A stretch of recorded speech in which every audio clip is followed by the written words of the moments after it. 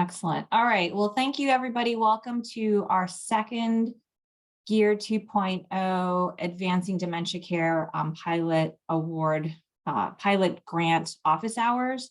This is our second session. This is a much shorter session. It's really meant to be questions for you and any thing you might have, anything specifically you might be having with regards to the application itself. We will do our best to try to answer global questions, but again, we probably cannot get into details of like, how should we do X, Y, and Z? Think of us like we're trying to represent like the NIA in the sense that we can't give really too much detailed information in terms of grant specifics, but or strategies, but we're here to sort of give broad overview and specifics around the application logistics and structure itself. So as mentioned before, this is going to be really just a couple of quick key points and reminders. I'll talk a little bit about MEDRIC, and then we're here to answer any questions you might have. We are recording this, as mentioned before, because we want to be transparent and open to anyone who may have similar questions. And so any responses we give, everyone hears the same response. And so thank you all for joining. Manish, I'm going to have you lead off with the key points. Yeah. So a couple of key points that I think are going to be important for all of you. Either these are things that are in the actual announcement or a few things that just kind of philosophically the direction that we tried to communicate. So the first piece is that really encourage you all to be patient-centric and engage with people living with dementia and their care partners, whether it's directly in the study, whether it's advisory groups or whatever. That's been a theme throughout all of Gear 2.0, and we had them within the work groups in phase 1, and so we'd encourage you to strongly do that. We'd strongly encourage you to do that. There is text that we have in there, and we really want you to make sure you address diversity, inclusion, and health equity among people living with dementia and their care partners. I don't think I need to say much more about that. In the grant announcement, it does say that somebody from emergency medicine, it could be a physician, it could be a nurse, it could be a PhD, needs to be PI or co-PI. And this is important because this is ultimately an emergency medicine grant. There needs to be emergency medicine involvement in it. And then finally, just as a reminder, there will be core seminars and research and progress sessions, and the grant awardees will be expected to participate in those so that we can help you develop your research, we can help you advance your research, and also understand the subtleties around this topic to better position you for future funding. Any questions related to these? I think they're fairly straightforward. Okay, next slide, Eula, or Anna, or whoever has it. Okay, great. So here's one of the things that I'm going to sort of highlight and bring up. We don't have any existing studies that use MEDRIC. MEDRIC is actually a collaboration between CMS and the NIH in terms of trying to make accessible Medicare claims data. The nice part is if you have NIA funding specifically, you can actually get access to these Medicare claims data for your cohorts. It's free of charge, but you have to also, it's not necessarily free because you have to also budget in time to, get people up, to work with the data that you might have up there. And they're just a couple of things that we want to highlight. Like while MEDRIC may say that it's free to awardees, in your own budgets, if you plan to work with Medicare claims data through MEDRIC, you should try to think about the costs that might be associated with working with these kinds of data, right? So project-related costs of setting up, a project manager to help you with DUAs. While it's free to use Medicare claims data, you have to set up data use agreements. You're going to have to work with like IRBs and making sure that your IRBs and the data use agreements cover use of PHI. A lot of times, if you want to link to Medicare claims data, you have to take into account not just Social Security numbers, but you're going to use something called like a HIC number. It's like the Medicare beneficiary number. You might want to use some PHI to allow you to link to that Medicare claims data. And also know that this Metric platform is relatively new. I actually had a chance to talk with another group, and I'll talk more about that in a moment, who is trying to move their data to Metric's Enclave. And there's a lot of work behind that, right? So now you have to that there are restrictions and policies in terms of how the data is used. It's not like, oh, you just get free access to data. You have to put your data up there on this platform, and your data can only be used up on that platform. So make sure you look through that information carefully. We'll put in a moment the link to the Metric, that what you see on the website in the chat. But think through all these things, and again, issues with regards to consent. A lot of times, if you're using with these kinds of data, you can probably get a waiver, but nonetheless, just some things to consider.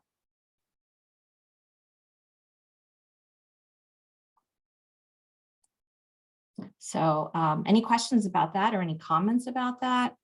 We would love for someone, to come up with a proposal to use these kinds of, this is what we're here for, is to really encourage thinking of all different ways that projects and data could be leveraged. And what I want to mention is not necessarily related to this pilot, but if you are funded through one of these pilot awardees, we do have, we are trying to support studies if they're awarded with our core. So we have a research core, we have a dissemination implementation core, we have a research, recruitment, engagement, and retention core, and we have a data core. And that data core will talk a little bit, we're trying to actually bring a speaker to talk about, linked dementia cohorts to Medicare data and working with those in the future.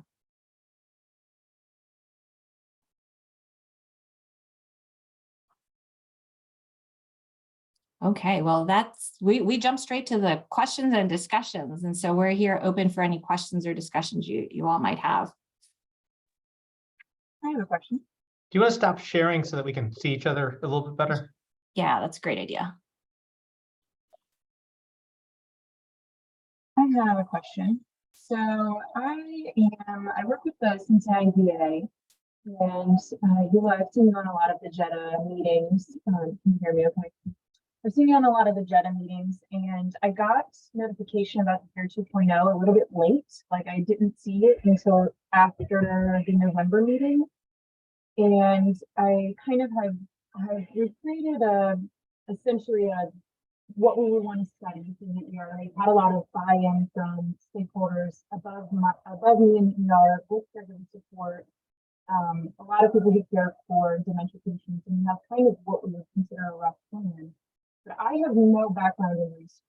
I'm a geriatric nurse case manager for the ER. And my question really is this something I can even pursue within the 1 month time frame for the application? Or am I behind here?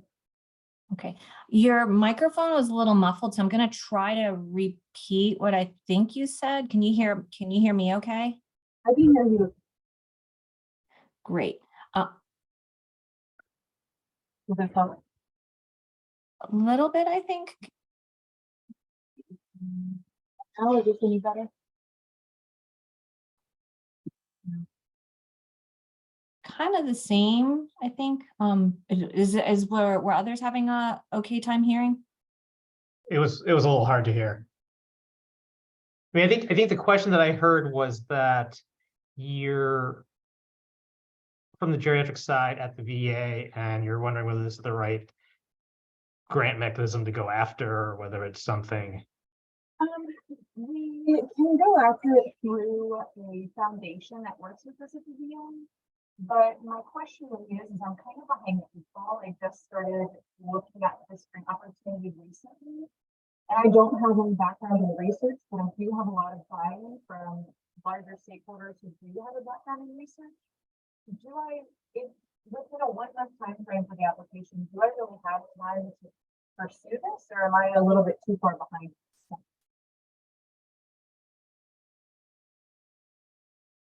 So I'm going to try to repeat what I think you had asked, which is you just saw this notification for this funding opportunity. You're at the Cincinnati VA. You don't have a research background, and your question is, could I pull a proposal together in about a month? Is that the question? Okay. Essentially, yeah.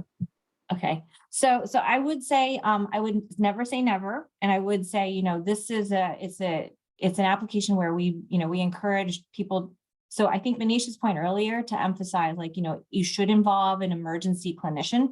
Again, someone from emergency medicine needs to be represented. I know you said your Jerry ED work. I don't know if you're specifically in the ED or not, but if not, partner with someone in emergency medicine. If you can find a researcher to partner with, that would, of course, strengthen and help you with the application process. This is a new funding opportunity. This is only our second time putting this out. And people can, pull many things together in a short period of time. Others have had more time to pull it together. And even if you had a whole year to prepare for it, there's no guarantee this would be funded. And there could be people who pull together proposals in like even shorter time frame than less than a month, and they could be funded. So I guess it's really what your comfort level is, and if specifics around. We've tried to, like, when you see the instructions, it looks like a lot because we're trying to be very detailed so that people like think about as much as possible. Like, we've got a whole budget template so that people think about how the funding needs to be taken into account. So I don't really know how to answer the question, except for to say I would encourage you to try. And if it's not funded, it may not necessarily because you didn't have enough time. It may be for a variety of other reasons. And there will be one other round of funding next year. But I'd love to have the others weigh in on a response to Deanna. I agree with you. It's if you have a team with people that are strong in research, and obviously you need somebody from emergency medicine, and emergency medicine in Cincinnati is fairly strong. Sure, go ahead and try. At worst case scenario, you'll get feedback on how you can make it better, and then you'll be ready to apply next time. But you also don't want to kill yourself. Yeah, so that's great. So I think, but just remember, it is a research study, and so the research part will be important. That being said, I do think that a lot of the kind of educational and didactic and collaborative pieces to it may be beneficial to you, should you be funded. So be something to consider. Yes. I want to highlight what Scott just said. So as I had mentioned before, we have these cores that are creating, content to support the pilot awardees, but that content, it's all on our website. So if you haven't, sounds like it may be a little hard to find some of the things, but if you dig on our website under the resources, we've got videos about, recruitment, engagement, and retention, research, some of all of these sessions we're trying to post. The webinars that we have, we post so that it's open to everybody. So, you don't even, right now, you might even want to check some of those things out and like some of the discussions there and weave in some of those strategies into your proposals.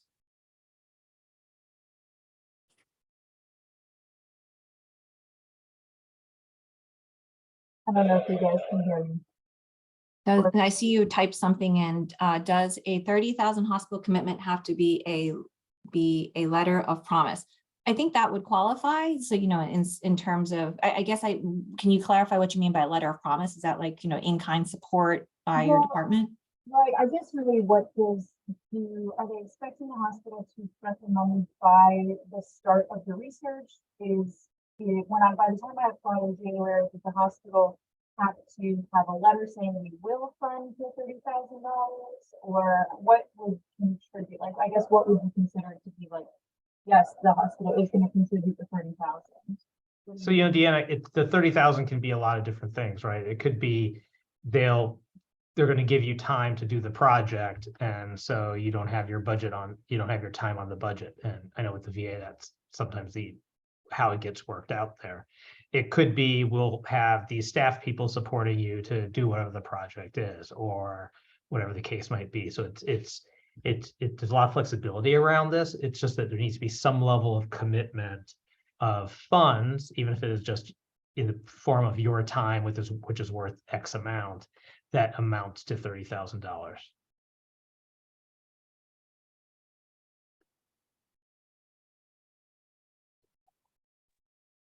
I have a more global question. Do you guys have any thoughts on including people with mild cognitive impairment in addition to dementia? Because, I think a lot of the ED research can sometimes group them together. And I was just wondering if you guys had any thoughts on preference for, should this focus solely on people with dementia, or would it be better to be a little bit more inclusive?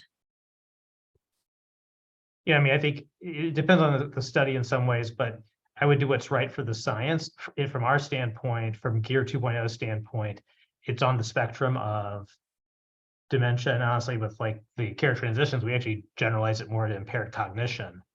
And so, it's from the emergency medicine standpoint, the one thing we talked a lot about was you can't necessarily separate impaired cognition from dementia from our purposes. Yeah, we brought up the issues with mild cognitive impairment in the communication to decision group as well. And some of the unique communication issues occur in that very population, not only among the patient in the ED, but their care partner as well. So there's opportunities to go there. As far as have the ED care practices group, we made a distinction that, separating delirium out from the group. So you want to make sure that it's not, acute cognitive impairment in some way.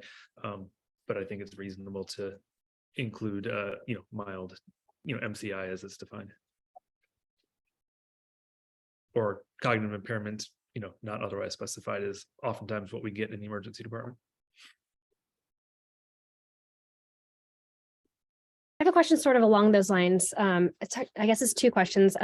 So one is, to what extent does the grant have to focus specifically on the dementia population, or can it be older adults with an emphasis on the subpopulation of those with dementia? And then question one relates to my background is in administrative claims analyses. And so I have Medicare claims, but I don't have like OASIS or the minimum data set that would include any like subjective ratings of cognitive impairment. And I know that there are some ICD based algorithms for identifying the dementia subset. So any suggestions beyond just citing those? Again, I think it's hard for us to speak directly to the science. I think if you can make an argument that, yes, I'm accurately identifying the dementia subset to do this study and ask my question, or if you can say that this is how it will interface with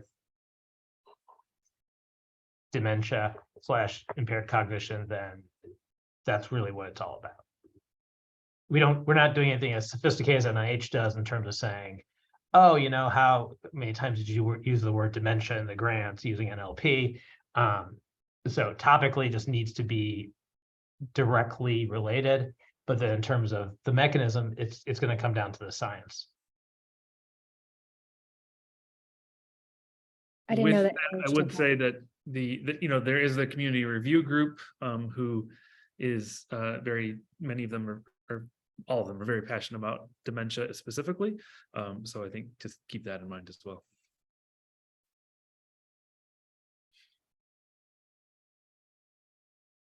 Yeah, Scott, I think that's an excellent point. And just full transparency, the study, the proposals are reviewed by, they not only undergo scientific review, but because we are really trying to engage stakeholders at all phases in the studies, in the study design, like of the pilot proposals, that the RFAs that have gone out, then also in the review, does the study have value to all of our stakeholder partners, which include patients and caregivers.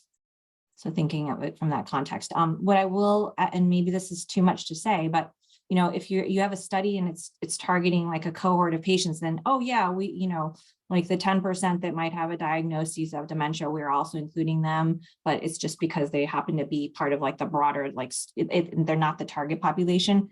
It does that really, again, it goes back to Manisha's point, does that address the question around, is this a dementia study, or is this more of a study like all these cardiac patients, of which of course some might have some dementia along those lines. It depends around, you have to make a credible case that this is really a study focused around dementia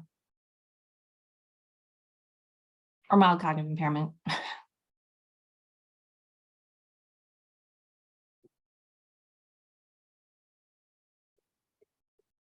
have another question about the team. Does interdisciplinary just mean across specialties or across like profession types? Like I have a geriatric physician collaborator, for example, and we're trying to find a nurse collaborator, but haven't been successful in doing so yet. So how serious of a limitation would that be?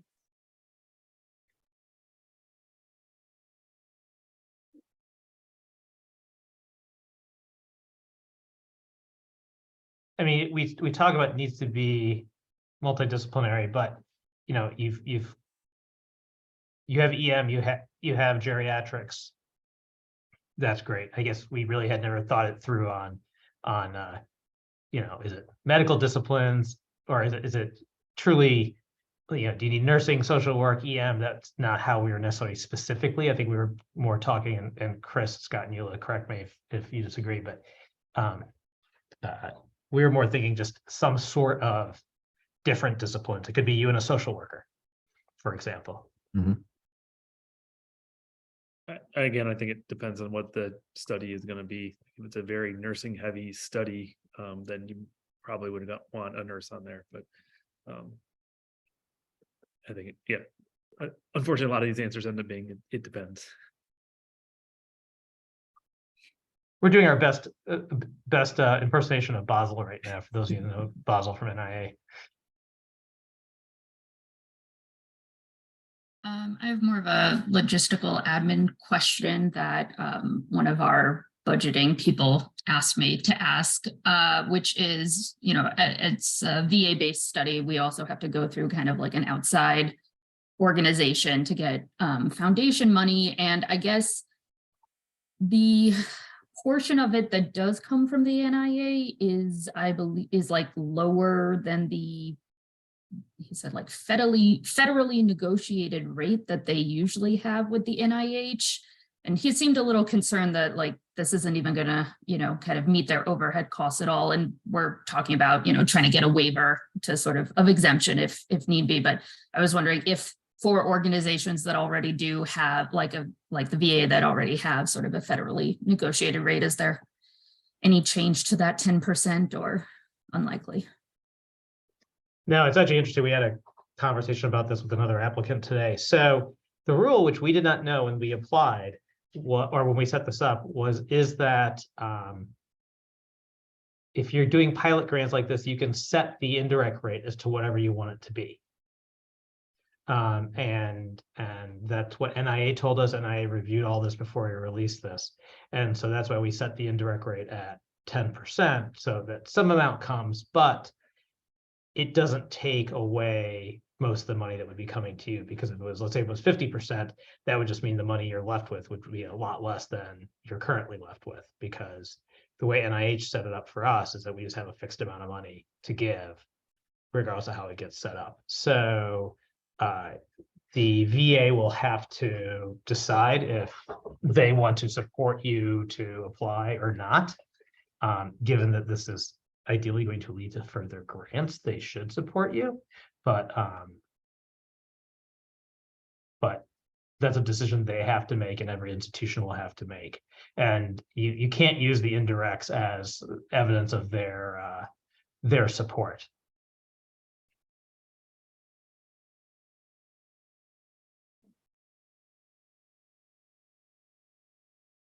And just for full transparency, one of the funders, so this is a large portion is NIA funding, of which what Manish was saying is we're trying to keep most of the money to the grantee as opposed to like covering the indirects that your institution might have.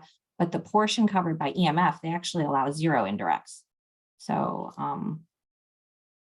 that's just another thing to pay attention to when you're doing the budgets.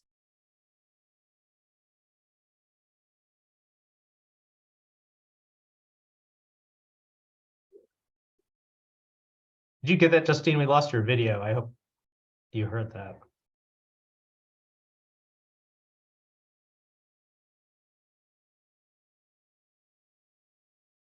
All right. When she jumps, when she jumps back on, this is just something that I've become aware of, and she'll have to check with her VA foundation. Like when you're covered through the VA's, maybe I'll just wait till she jumps back on because it looks like maybe she can't hear. Other questions?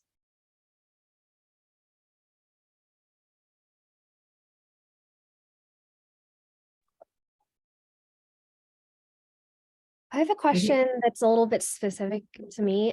So I'm submitting 2 EMF proposals in different categories. I did talk to Cynthia. I know it's allowed, but she said that no one's ever been given 2 EMF grants in the same cycle.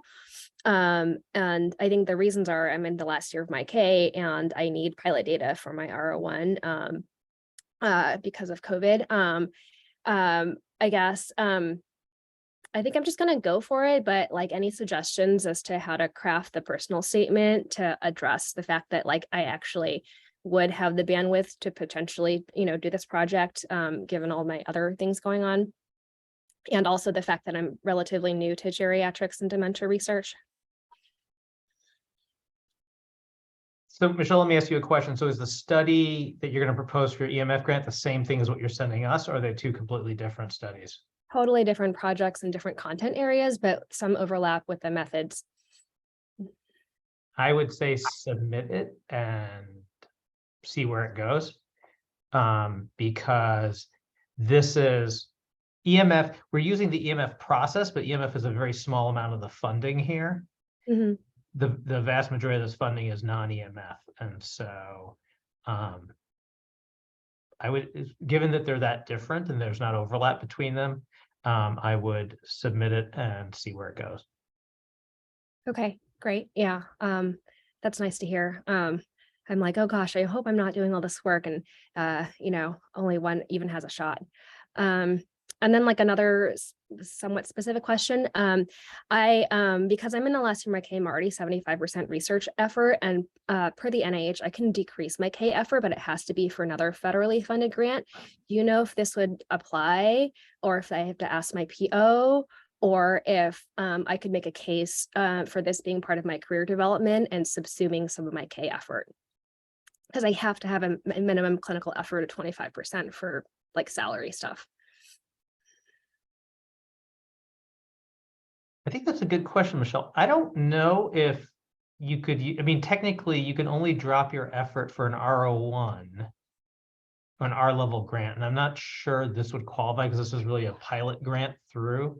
I mean, we could, if that comes up, we could bring that up and talk about it. The scientific overlap rules are the scientific overlap rules that NIH has. If this meets criteria under scientific overlap rules, then you could argue, and then that would also cover your institutional or other support that you have to demonstrate.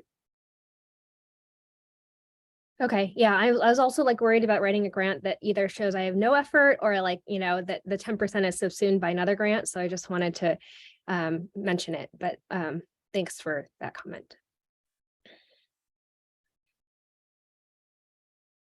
It's a great question though, Michelle. And I think if Manish can't answer it, then I think we have not seen that scenario before. So what we can do is we are actually trying to reach out to our program officer for this grant right now. And we can also try to bounce it to them about it. The other option also, and it's up to you, and email us separately about this, is we could just deal with it if you get funded and not bring it up short of that, because this would be, depending on how this gets handled by Stanford, this may or may not be a big issue to Stanford. Yeah, I'm trying to get a waiver saying, because I think they require 1% PI effort on any grant. So I'm trying to get a waiver that I can put in myself as 0 effort and then, or like say that it's subsumed by K, but yeah, I'll follow up. Thank you. Justine, are you back? Yeah, I'm back. Sorry about that. No, it's okay. Eula had a comment that she wanted to make sure you heard. Yeah, so this is applicable, I think, to VA researchers, and again, I don't know if this would apply here for this one. So specific, I guess, Deanna, if you're at the VA, but Justine, also for you, for federal grants, and again, this is, these are for VA grants, like we cannot, physicians and nurses, if you're clinically supported by the VA, cannot be funded on those grants. How that works with like these NIA grants or, NIH grants, that part, just double check with your foundation and your VA, like what that policy will be. Because I was like, well, what if we have funding come through the foundation support like effort. And they said, no, that's still, you don't need it. So just double check with your institutions. And it's not to say you shouldn't apply, because then what it could mean is you're just going to have a portion of your time covered. And then you can use that money in the pilot, what you're proposing to budget for data person or whatever whatever you want to do for your study. So the 30,000 could be my effort, Could be. and then the rest can just go towards the budget. Now, would that be $30,000 that they are like taking from my salary and supplementing with the grant, or is it 30,000 that they're adding on to my salary? How does that work? I couldn't hear you, Deanna. It's almost like the computer's picking up a different microphone in your room there. I think, Dan, I think you asked, is this 30,000 taken out of your salary and moved towards the grant, or is this an additional 30,000 that your department is going to cover? That's what you asked, and my understanding is it's the latter. It's not taken from your salary, but that the department will fund $30,000 worth of something for this grant.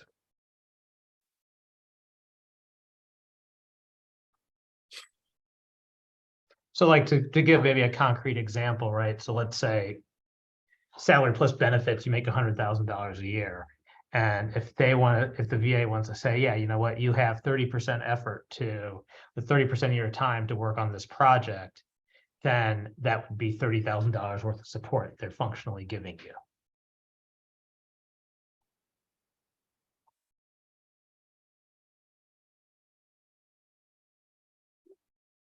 So one way they could demonstrate that would be to, you would budget, you'd show that in the budget, but then maybe a letter saying like, if funded, we would support, 30% of their time that would be dedicated to, leading this project, as opposed to, only clinical duties or whatever your normal duties are.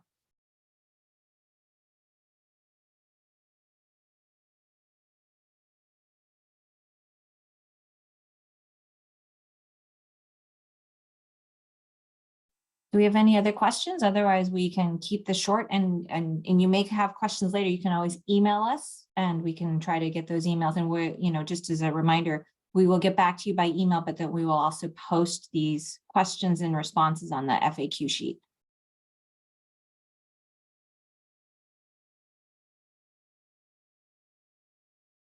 Okay, any closing comments from the group?